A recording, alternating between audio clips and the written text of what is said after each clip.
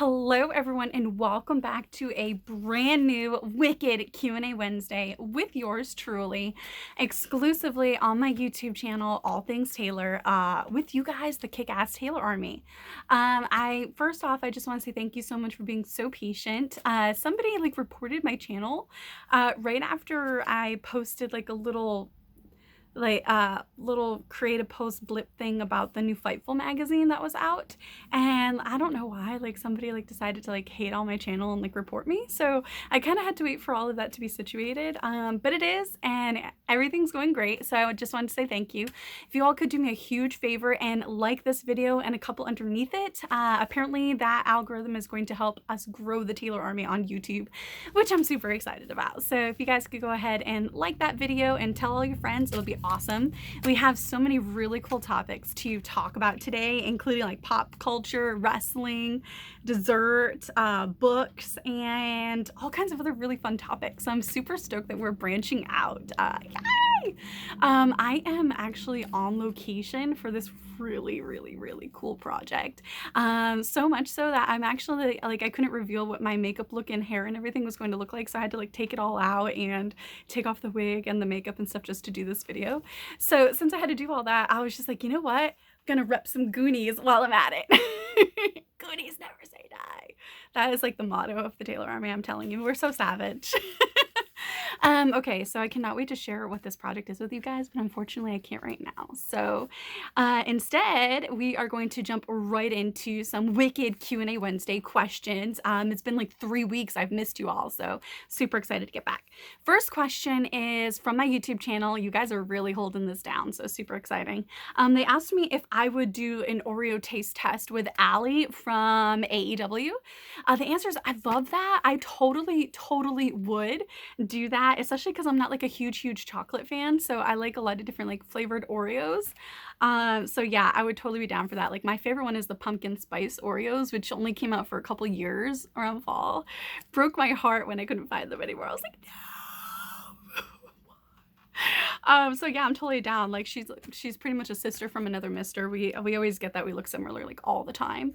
It's so we have very similar personalities, so that would be actually really fun content. Good looking out. Okay, my next question from YouTube was, would I ever consider doing any sort of competitive shows? The answer is heck yes. I love game shows and competition shows. I love them so much. When I was a little kid, I would always be like, no, Emmy, no, Emmy, no, Emmy, stop. Press your luck. I would totally love to do Family Feud. I love Steve Harvey, guys. I'm a huge fan of Steve Harvey. I listen to so much of his motivational content. So I would love to be on Family Feud. When Impact did that, I was so sad that I wasn't a part of it. Let me see. What other shows would I do? That pyramid game, I would totally be so good at that because, I was such a nerd in high school. I mean, still am, but I was an epic nerd. So I was the captain of the debate team my senior year. And so I'm very good with thinking on my feet. And so I think that also helped me out a lot with wrestling because I could cut promos on the fly all the time. So I guess it all kind of, came full circle. But yeah, so I think I would be really good at that pyramid show where you have to get the other person to describe the word, but you can't say certain things and you have to try to get them in a certain time limit. I would totally be good at that. There's a lot of other shows too. I would totally do those competitive competition shows. It'd be so much fun. Okay, next question. Would I ever consider writing an autobiography? I totally am, and I'm actually working on one. It's going to take me a while because a lot of my other book projects that I am already signed on to do, those have to come first because I've been signed on to do them. But yeah, I'm totally writing a wrestling book and I'm totally writing an autobiography. So be on the lookout for that. Since I've been wrestling since I was 17 years old, there is so much I can say and so many people I've met. In this business, including a lot of people that my mother watched in wrestling on TV in the 70s and 80s. So that would be really fun. This also comes from YouTube. I'm telling you guys have been awesome. Would I ever want to be on an all women's WrestleMania? The answer is, I wouldn't say no to it, obviously, but to me, I would rather be on like a real WrestleMania. You know what I mean? Like I feel as though, and this is just my personal opinion. Everybody's allowed to have their own. To me, I feel like it wouldn't be like a real WrestleMania if it was an all women's WrestleMania. To me, I always took great pride, depending on the character I was playing in wrestling, obviously, but I always took great pride in trying to be as good, if not better, than a lot of the guys. And so I trained with a lot of guys. Like I've done training with Tommaso Ciampa. I wrestled Tommaso back in the day for like an OVW tryout. I went to the same seminars and tryout camps as Adam Cole and Kyle O'Reilly. I trained with Mike Bennett. I went to so many different, training seminars, like OVW seminars, Kevin Kelly promo camps, and things like that. So for me personally, I've always wanted to be in a feminine way. I always wanted to be like as good and to be able to hang with the guys in the ring, as sort of that in-ring style, that caliber, that storytelling, that all around what it takes to be good in wrestling. Like I was super passionate about being that, because I wasn't a type of person that got into wrestling to be like, look at me, look at me. No, like I got into wrestling because I personally always loved pro wrestling. Like ever since I saw it and couldn't watch it as a kid, I loved the glitz, I loved the glam, I loved the physical aspects, I loved the storylines, the traveling, the performing. It was like everything that I loved, especially because I was a varsity athlete. So I was always very, athletics oriented. And I was a tomboy, so I didn't know about, fashion and clothing and makeup. So I had to learn all of that later on in my career. It was a very embarrassing journey to be in the public, like, internet wrestling community's eye. Like every awkward phase of my life was pretty much in wrestling, so that's really awkward. So I can relate to like child stars who have to grow up in like Hollywood and in the public eye. I can relate to that on a much smaller scale in my own way. But yeah, so for me, an all women's pay-per-view for WrestleMania would almost feel like it's like, why? But I wouldn't say no to it, obviously, because it's a great opportunity. But I just think that I would rather be on like the real WrestleMania with the guys, being a part of that aura, that mystique, and showing, what I can do as a woman in wrestling, as a pro wrestler, not just as a female wrestler. And I think the better opportunity for that is being on like a regular WrestleMania. I'm sorry, that was like long-winded, but there was so much I could say. That was such a great question. Thank you. There's so much I could say on that, especially with all the experiences I've had. Yeah, that's definitely a fun question. And there's so much like information I could just be like, I want to tell. Okay, next question. Male feminist. This comes from my YouTube channel. Honestly, I don't know if I've ever met one, because I think there's such misconceptions about what feminism actually is, and I blame that on extremists. I think extremists that are in anything ruin whatever that thing is for everyone. And I think feminism is one of those things, because like feminism is supposed to be about equality in all aspects for everyone, not just women. And I've been a very big advocate for equality for everybody. Like, for example, I've seen gender gaps in pay go both ways in wrestling, and a lot of people don't talk about that. And I want to change that. On the independents, I've seen women get paid more than double what a lot of really talented guys get. And sometimes I don't think that's very fair. But there's also things like that have to be taken into consideration. Like, even though, say that girl is only 2 years in and say she's getting paid $150, and then a guy who's been wrestling over 10 years and has a really good reputation for excellence in the ring, and he's only getting paid $50. But say that 2 years in girl is selling way more tickets. Okay, then she's kind of worth the price. So there's different things that have to be taken into consideration. Talent, notoriety, sales, so forth and so on. But at the same time, I think, also too, how much you're putting into it. So is that 10-year vet promoting the show? Is he selling tickets, so forth and so on? But anyways, I've seen that a lot on the independent scene. But then the opposite is true a lot of the times on television. I've seen a lot more men make way more money on televised programs than women. So there's gender gaps in pay on both sides. There's inequality in a lot of different ways for a lot of different things, and it's not just about being a woman. So for me, I think that feminism is very tainted in that aspect. So I think that's why I don't know if I've actually met a lot of male feminists, because I think that a lot of men think that feminism is just, I am woman, hear me roar, down with all men, we hate men. And it's not that at all. It's not. It's not. If somebody really truly knows what it is, they'll know that it's not that. And with that kind of attitude, what kind of world would we be living in? That's really not very cool, in my opinion. And like I said, this is all my opinion based off of experiences that I've had and seen. So yeah. Okay, my next question from YouTube is, do I speak Spanish? I actually do speak a little Spanish. I can say a few things in several different languages. It was really cool. I'll actually tell this story from this next question.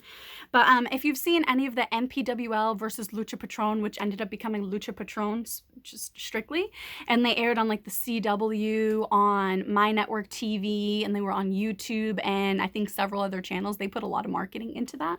I actually said some Spanish things because they're a predominantly Mexican crowd, and they're so awesome, guys. They are so awesome, because I've noticed that lucha libre in the US, depending on where you are, is like very Americanized and watered down, and doesn't necessarily pay true homage to the tradition and heritage that has gone into lucha, the like true authentic lucha libre, which is like a cultural thing in Mexico. So it was really cool to see NPWL and Lucha Patron's aspect and rendition of that, because it felt like the most authentic Lucha Libre experience that I had ever been a part of. So it was such a cool experience, and the fans were just so amazing. And so they see me, right, and they see how I look, and then they see me pop up with some very choice words in Spanish. They were just like, oh, just hearing like 500 plus people in the crowd just lose their minds. It was just awesome. I love pulling out like little nuggets like that people just don't expect from me. It's just so awesome. I love languages. I'm very fascinated by them. So I've studied a little bit. My brain doesn't really work that well with languages, but I'm fascinated by them. I love them, like Italian and Spanish and Portuguese and French, Latin, German. I even looked at, like Farsi and some other languages, and Korean and stuff. So yeah. Yes, so long answer short, I do speak a little Spanish. And boy, do I love to throw that out. There was a couple times with Alicia Edwards where we were a tag team and we both threw out some Spanish, and it was just, and just hearing her say something in Spanish, but she had such a New Bedford, Boston accent that I don't actually have. It's just hilarious. Shout out to Alicia Edwards. Okay. This other person on YouTube asked me, are there any really awesome fan experiences that come to mind and really stand out? So one of them was, I was at a WrestleCon, and it was so cool. I made that company so much money. That was such a really good feeling. And one of the reasons why it was so cool is because while I was there, I was making the company that booked me a ton of money, but I was also making a ton of money for charity. And that is something that you guys know I'm super passionate about. So if you're ever on Google, you'll find some photos with me and fans, and we're holding up a plaque that says, I donated to at Progeria Research at WrestleCon. And it was really cool. We raised quite a bit of money for Progeria Research, which is like some sort of genetic sort of disease that makes young kids age way faster than the average person. And yeah, it's something I'm really passionate about. And they have like a research place where they take care of people from all over the world that have progeria and their families. It's located in Peabody, Massachusetts. So I just love getting to do whatever I can to help them. And so that was really awesome. And one of these experiences at WrestleCon, I got to meet this kid. He was really awesome. I think he actually interacts here on YouTube, and then definitely on my Twitter and Instagram.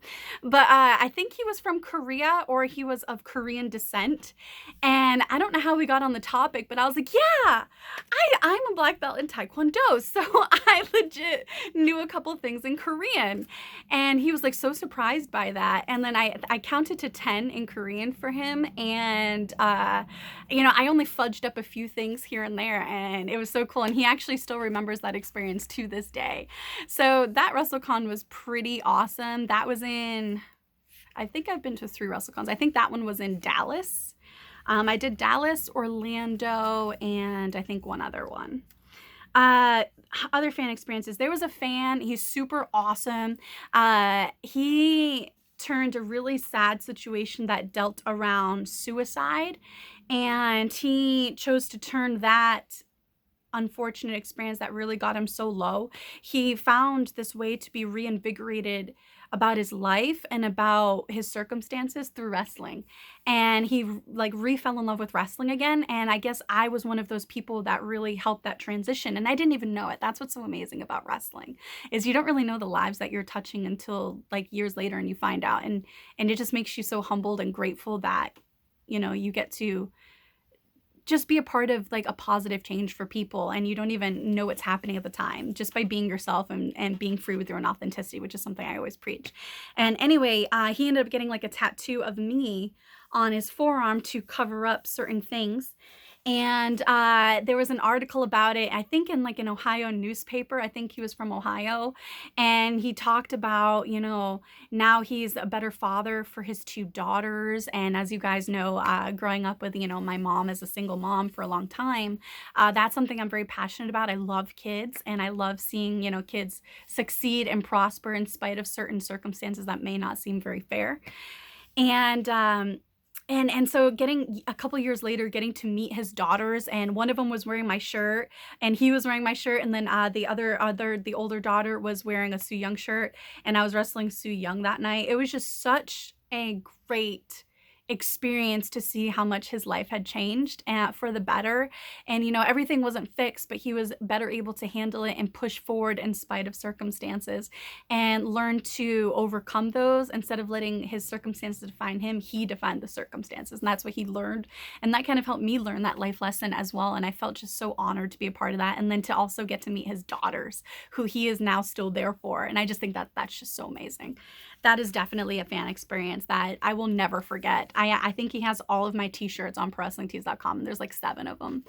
I don't know, that's just amazing. I have another fan who used to always make me these custom amazing gifts. He's so positive, so amazing, and he has one of the biggest smiles I've ever seen. His energy about wrestling is just so contagious.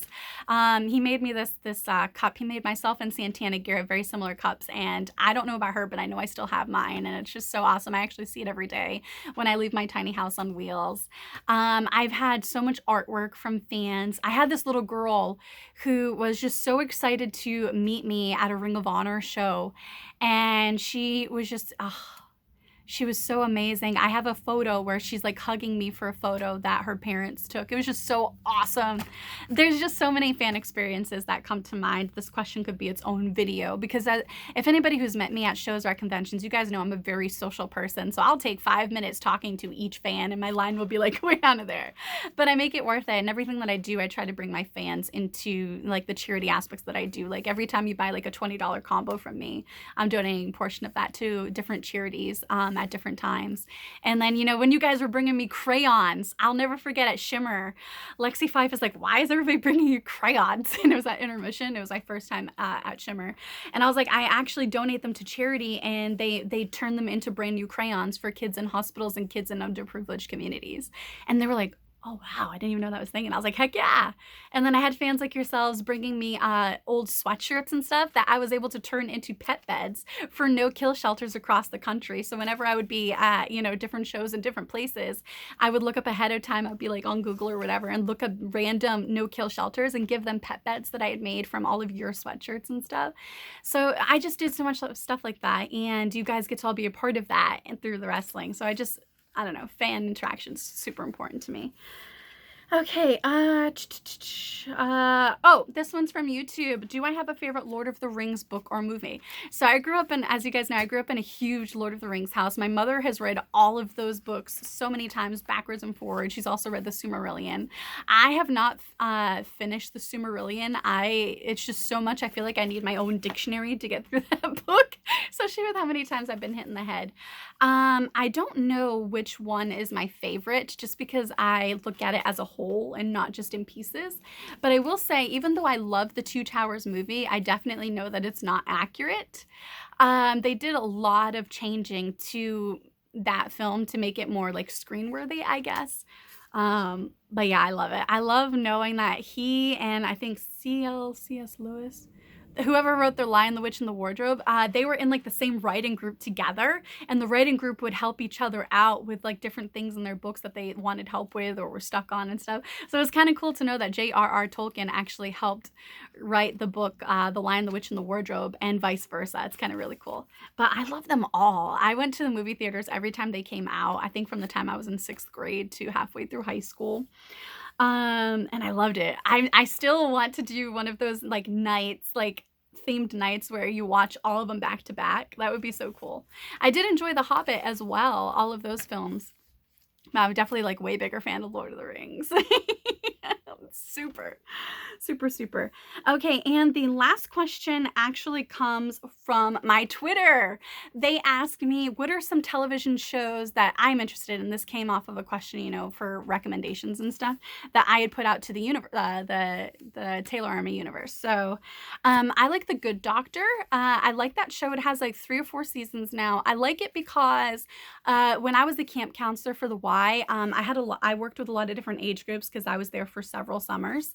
And one of my favorite times was actually being a personal aid counselor to 2 different teenage boys. One of them, they both had Asperger's, and one of them was a lot more, it was more high functioning than the other. And I just loved being his aide. I loved working with both of them, but specifically one in particular, he was just so low-key funny and smart and witty and like way better than me at math. He was just such a cool kid, like so cool. And I loved really getting to help both of them live like funner, more interactive summers, knowing that I was a part of their stability and I had such a huge part in understanding their individual needs. And it was so cool. The 3 of us had so much fun together. It's so cool. And they have no idea like what I do for a living. Like they had no idea that, you know, their personal aid counselor was Taeler Hendrix. Like I just think that's so cool. You know, I got to work with 5 and 6-year-olds, and I got to work with, as a preschool teacher, my grade was 3 through 4. So I was part of their pre-K aspects, getting them ready to transition up to getting ready for kindergarten. And then I got to work with K through 12 and stuff like that. I got to work with teenagers who wanted to be future leaders. So they're called leaders in training, LITs and CITs and stuff. So I think that's one of the reasons why I like The Good Doctor, because it's based around this young man who has autism, and he's becoming a full-fledged surgeon in spite of obstacles and odds, and learning how to grow as a person and learning how to overcome his circumstances. And again, not letting his circumstances define him, but allowing himself to define his circumstances within his environment and growing every single day. I like to see that. I think it's a story that's not always told. So I think that they're doing a really great job with that and the struggles that come along with dealing with and living with something like that. I just think that's amazing. I love American Horror Story, Hell's Kitchen, huge Gordon Ramsay fan. When he followed me on Twitter, I was like, heck yeah, Gordon Ramsay follows Taeler Hendrix. Let me see. I love Virgin River. I just got into The Amazing Grace. I had never seen it until this past month. It was really, really cool. I would totally consider doing The Amazing Race. I guess that goes back to the competition show thing. I would totally do The Amazing Grace. I'd probably have an asthma attack halfway in, but hey, whatevs. What other shows do I really love? Grey's Anatomy, obviously. Yeah, there's so much. I'm just never current. I'm always behind because I'm always so busy. But there's so many shows, guys. I really like Cobra Kai. I loved The Falcon and the Winter Soldier, WandaVision. As you guys know, before it was cool, she was like one of my all-time favorite supervillain / heroes. I feel like she's misunderstood. I love Wanda Maximoff. But now she's cool, so I'm like, darn it. But I gotta love it. I think Elizabeth Olsen's done a great job. Yeah, I could probably do like a whole video just on television and movies. And as you guys know, I'm going to start doing movie reviews. So be on the lookout for that. I have a whole setup ready and everything. So I hope you guys enjoyed this video on location of my most recent project. I am super, super stoked about it. Thank you for joining me for a brand new, much overdue episode of Q&A Wednesday with Taeler Hendrix. Be sure to like this video and comment below so that I will see your questions for your chance to be featured next week on next week's Q&A Wednesday. I would also love for you all to check out my 3 children's books on Amazon. I'm getting ready to finish my 4th and 5th one, as well as working on my first psychological thriller for Amazon. I will put the links to those books in the description for this video. They cost less than a grande cup of coffee. And they also have the option to buy for others. And when you buy it, all you need to do is plug in the other person's email and my book gets sent right to them. Thank you guys. Until next time.